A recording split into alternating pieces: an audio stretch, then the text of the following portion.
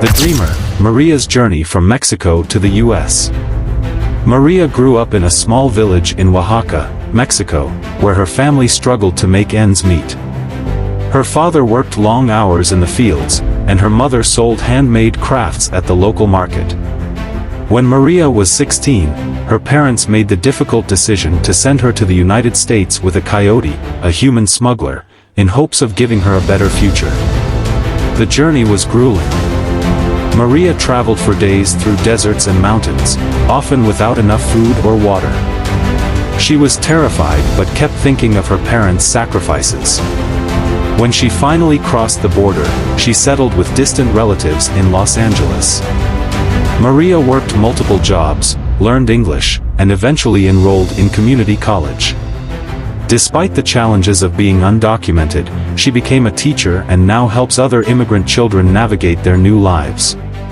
Ahmed was a university student in Damascus when the Syrian civil war broke out. His neighborhood was bombed, and his best friend was killed in an airstrike. Fearing for his life, Ahmed fled to Turkey with his younger sister. They lived in a crowded refugee camp for months, surviving on meager rations and hoping for resettlement. After a year, Ahmed and his sister were granted asylum in Germany. They arrived in Berlin with nothing but the clothes on their backs. Ahmed struggled with the language barrier and the trauma of war, but he found solace in a local mosque and a community of other refugees.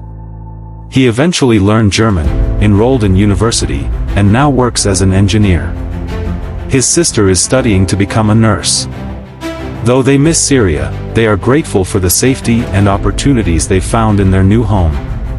Priya was a software engineer in Bangalore, India, with a stable job and a comfortable life.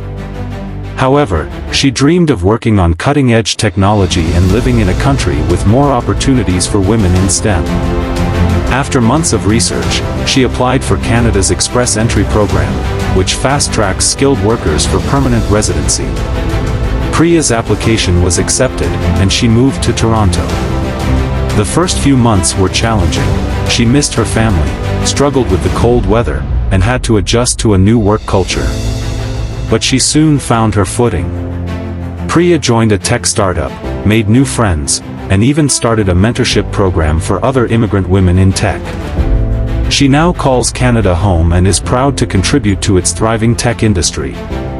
The Nguyen family fled Vietnam in the 1980s after the fall of Saigon. Mr. Nguyen, a former soldier, feared persecution and escaped by boat with his wife and 2 young children. They spent days at sea before being rescued by a passing ship and taken to a refugee camp in Malaysia. After a year in the camp, the Nguyens were resettled in Australia. They worked hard to build a new life, opening a small Vietnamese restaurant in Melbourne. Decades later, their children sponsored their extended family to join them in Australia. The Nguyen family now spans 3 generations, with grandchildren who speak fluent English and Vietnamese. Their restaurant has become a local favorite, blending their Vietnamese heritage with their Australian identity. Kwame grew up in Accra, Ghana, where he excelled in school and dreamed of becoming a doctor. However, medical schools in Ghana were highly competitive, and his family couldn't afford private tuition. Determined to pursue his dream, Kwame applied for scholarships abroad and was accepted to a university in London. Moving to the UK was a culture shock. Kwame had never experienced cold weather or seen snow, and he struggled with the fast-paced lifestyle. But he threw himself into his studies and found support through a Ghanaian student association. After graduating, Kwame completed his medical training and now works as a doctor in a London hospital. He hopes to one day return to Ghana to help improve healthcare in his home country. Elena was a journalist in Caracas, Venezuela, who spoke out against government corruption.